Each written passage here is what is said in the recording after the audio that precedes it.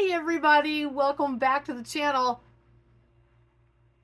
Chocolate milk stout from my Craft to Brew kit. So this is the one that has the lactose, of course, it's a milk stout, and the chocolate cacao nibs that are in there as well. So I just got done bottling it. It's got 2 more weeks to carbonate in the bottles, and then we'll give it a taste. So I've drank a chocolate milk stout before, but I've never brewed a chocolate milk stout before. I've brewed Irish stouts before, so it was kind of a learning experience. Now, when I put the cacao nibs in there, in the boil, and then I put it in the carboy, right? I was like, how's that going to go siphoning that into my bottling bucket later?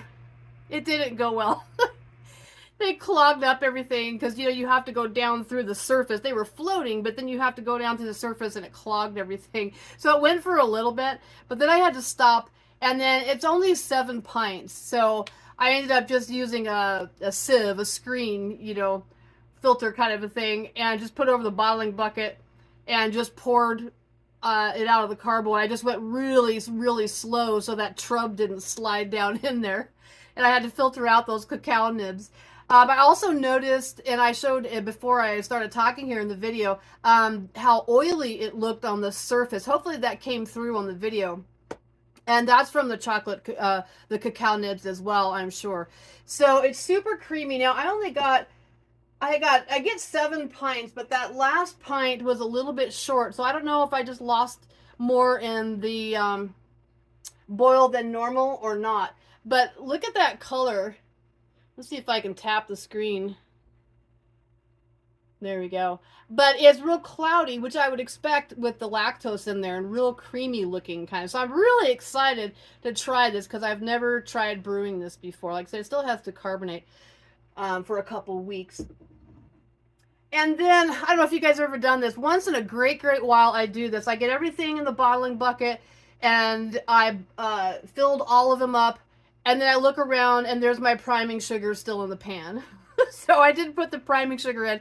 So, you got to resanitize stuff and, pour everything back in out of the bottles into the bottling bucket, resanitize everything, rebottle. So, but I got her done. So anyways, I just wanted to update you.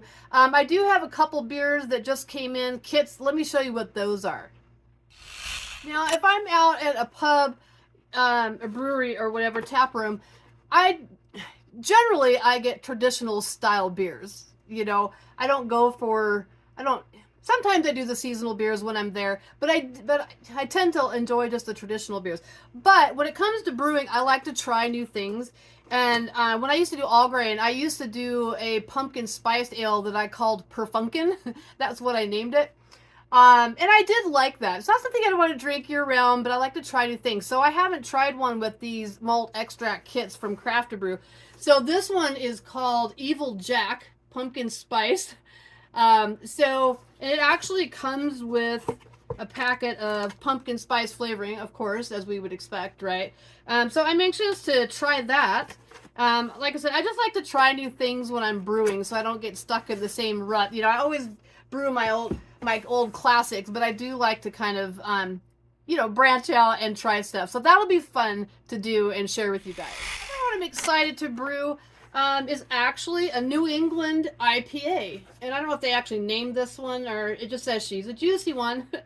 So I'm excited about this because those of you that follow me know that I did an IPA Palooza, is what I called it. And I tried 5 different IPAs because in the past I was always like, I hate IPAs. I don't like super hoppy beers.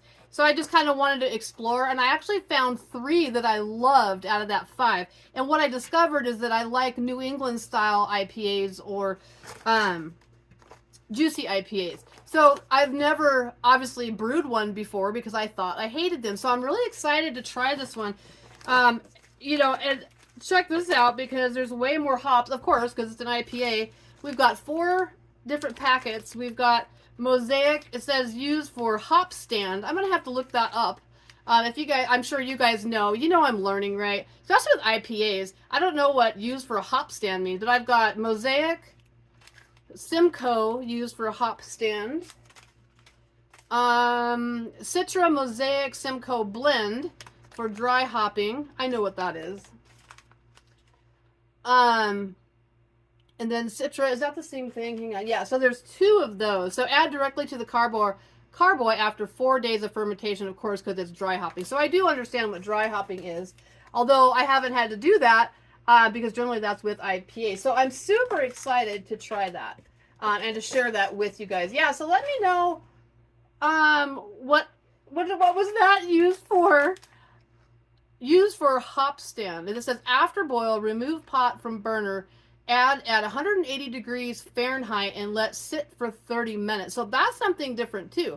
So apparently I'm not adding anything to the boil, which would usually be what? For flavoring hops and aroma hops. So we've got hop stand, dry hops. Yeah. Anyways, dry hopping. Anyways, I'll keep you guys posted on that. And I still want to do my Papa's picks. My dad is called Papa by his grandchildren. And I'm going to have him go to the liquor store with me and have him randomly pick out 5 different singles, you know, cans. Before we check out, I'll make sure it's something I've never had before. And do something with that once a week, doing some reviews on those because I'm really trying to enhance my ability of detecting things and whatever. So I'm looking forward to doing that as well. Last thing before we go is I always like to try the beer, you know, on bottling day, obviously before it is carbonated, right? So again, you can kind of see how cloudy that is. That's that lactose that's doing that. It looks really creamy because of that. I used to make a peach ale when I did all grain. Can't remember what I named that one, but I used Palisade peaches here from Colorado, and I put lactose in that. Oh, I just called it peaches and cream, and it made like a really creamy peach flavored beer. But let's try this. Yeah, you can definitely smell that chocolate in there. A little bit of a nutty smell to it. Let's try it.